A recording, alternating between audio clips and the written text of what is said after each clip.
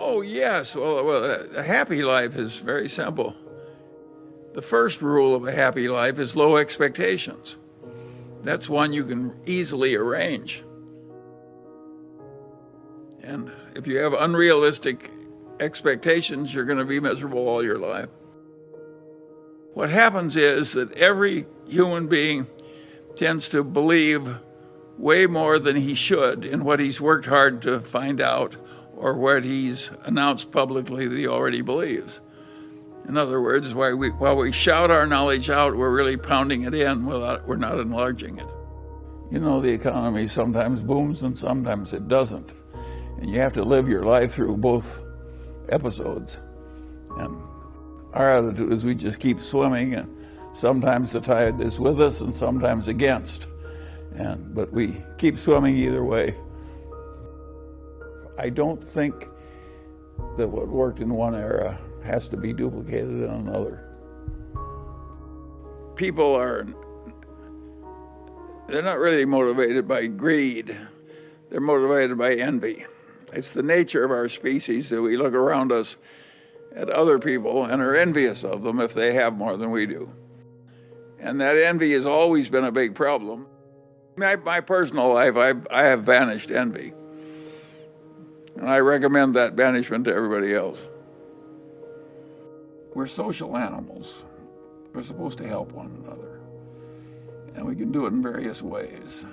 And there's nothing that helps people more than helping them get rid of a wrong idea and replacing it with a right one. You know, it's like God's gift. And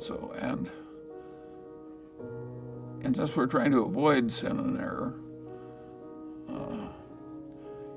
helping other people avoid it it's a useful thing to do. And of course, looking for new things is a lot like hunting and fishing. So we have a way of living that has both more pleasure and more achievement in it. So why wouldn't we like it? Nobody wins the game. We're all dead in the end. You just surf along for a little while and then you lose. I don't think people know their own motivations. I don't think I know mine. All I know is I end up there. I know I don't deserve as much credit for it as somebody who does it when it hurts him. Because I'm doing it when I know it's going to help me net over the long pole. Pretty much knew all the obvious things you should know in pretty much all the disciplines. And used that knowledge routinely and didn't go crazy or irrational or go into anger or resentment or a lot. That it would work very well.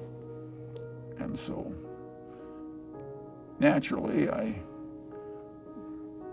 operated that way all my life. It was my way of getting ahead.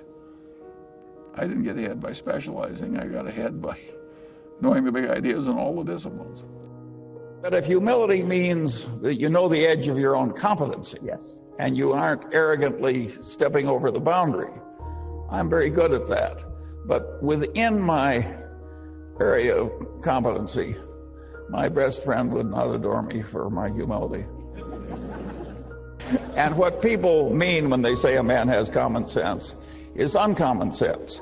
And usually they don't mean that the man has a narrow little activity he's good at, like knitting sweaters, and he sticks to that. What they mean is a man that can operate over a pretty broad range of human territory without making any big boners. And that is a very important thing to be good at. And generally speaking, there are two things I've found in my long life one you should never do. One is never feel sorry for yourself. Never, ever feel sorry for yourself. And the other thing you never want to have is envy.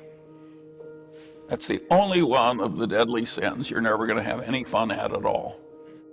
But you got to remember that in our way of thinking, all intelligent investment is value investment.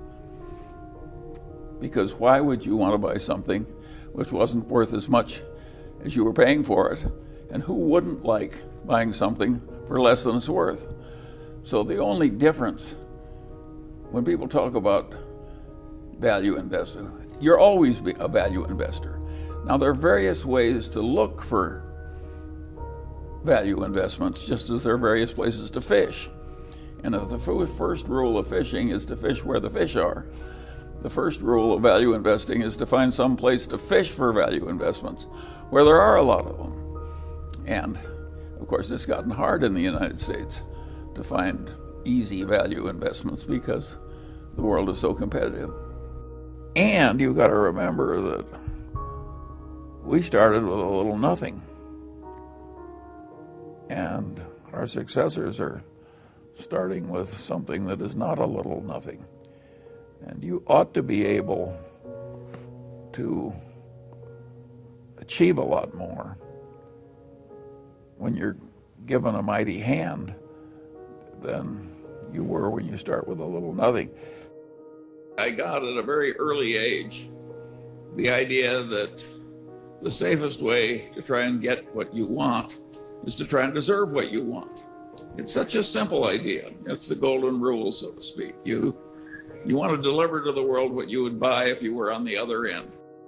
It's not my nature, when you get little surprises as a result of human nature, to spend much time feeling betrayed. I'm always want to just put my head down and adjust. So I don't allow myself to spend much time ever with any feelings of betrayal.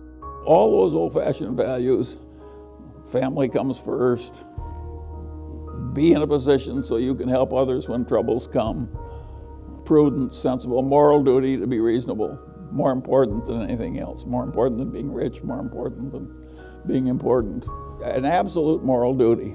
You can be very deserving and very intelligent and very disciplined, but there's also a factor of luck that comes into this thing.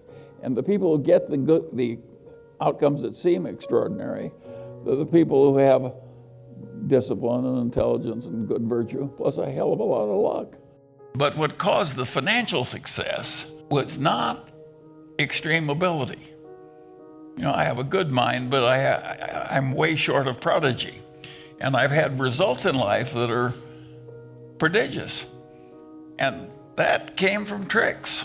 I just learned a few basic tricks from people like my grandfather. When you're reading, you can just take it as you want it. So it's just God's gift. If you're into self-education, there's nothing like reading.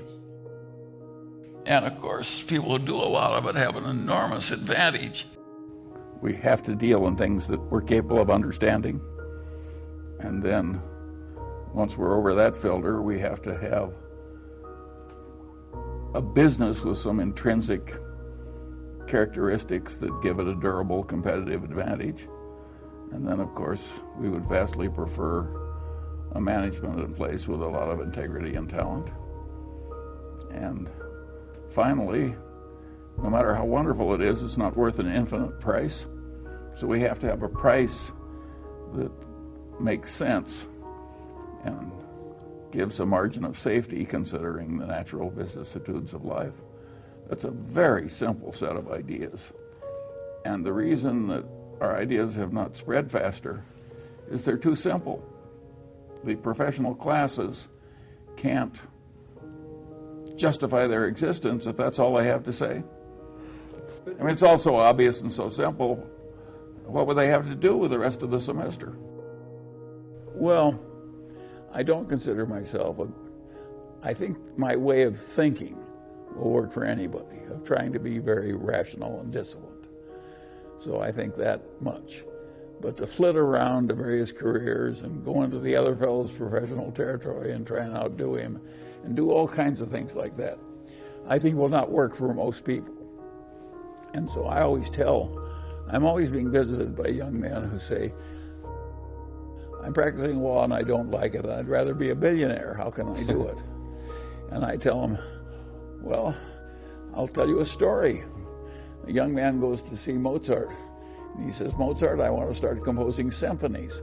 And Mozart said, how old are you? And the guy says, 22. And he says, you're too young to do symphonies. And the guy says, yes, but you were 10 years old when you were composing symphonies. And Mozart says, yes, but I wasn't running around asking other people how to do it.